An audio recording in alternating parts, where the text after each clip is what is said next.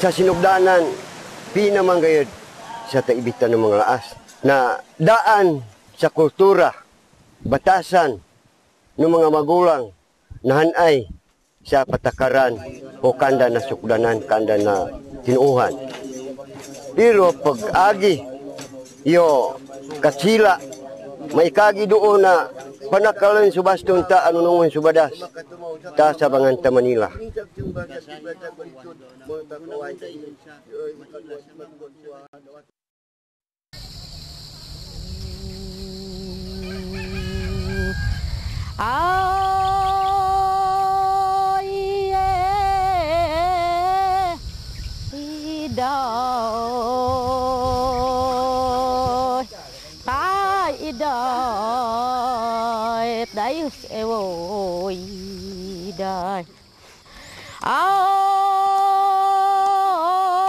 Iday gua aniwan.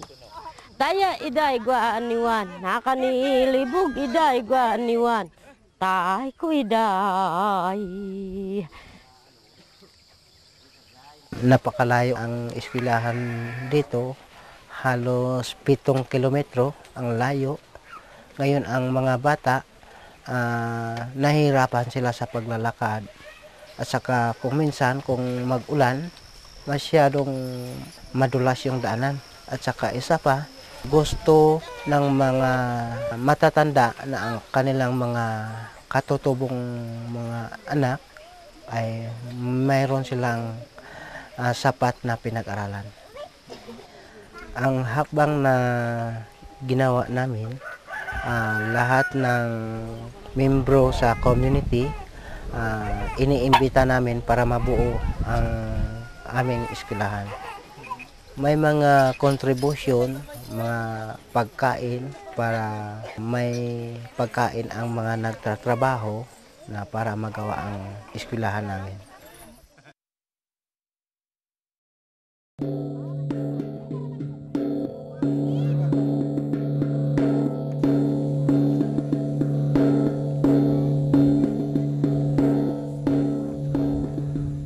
Kini karon nga higayon na nakita nato nga lagyo kay ang eskwelahan tungod kaniya kami sa pinakahabog nga bukid sa lungsod sa Naawan.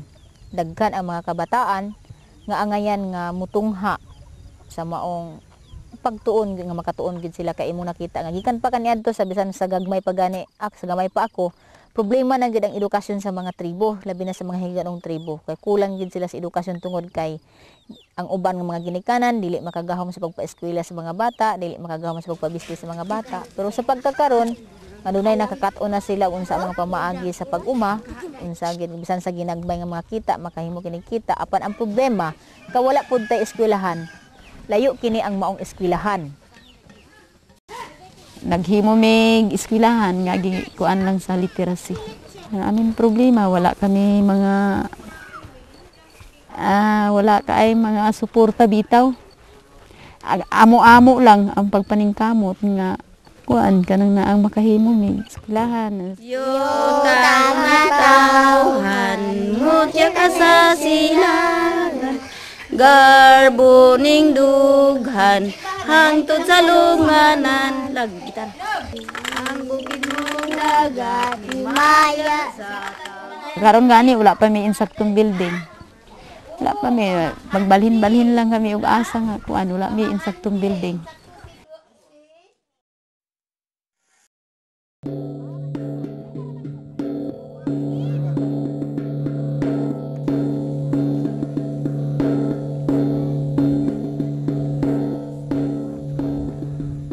Kini karon nga higayon na nakita nato nga lagyo kay ang eskwelahan tungod kaniya kami sa pinakahabog nga bukid sa lungsod sa Naawan. Daghan ang mga kabataan nga angayan nga mutungha sa maong pagtuon nga makatuon gid sila kay imo nakita nga gikan pa kaniadto sa bisan sa gagmay pa gani sa gamay pa ako. Problema na gid ang edukasyon sa mga tribo, labi na sa mga higanong tribo. Kay kulang gid sila sa edukasyon tungod kay ang uban ng mga ginikanan dili makagahom sa pagpaeskwela sa mga bata, dili makagahom sa pagpabistis sa mga bata. Pero sa pagkakaron, adunay nakakaton na sila unsa ang mga pamaagi sa pag-uma, unsa gid bisan sa ginagbay nga mga kita, makahimo kini kita. Apan ang problema, kawala pud tay eskwelahan. Layo kini ang maong eskwelahan. naghimo mig eskwelahan nga kuan lang sa literacy. Ang aming problema, wala kami mga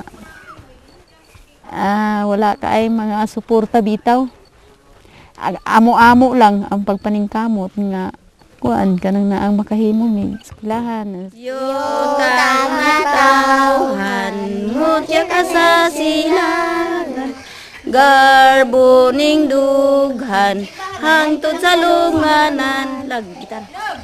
Ang bukid mong dagat himaya sa Karon gani wala pa may insaktong building. Wala pa may magbalhin-balhin lang kami og asa nga kuan wala may insaktong building.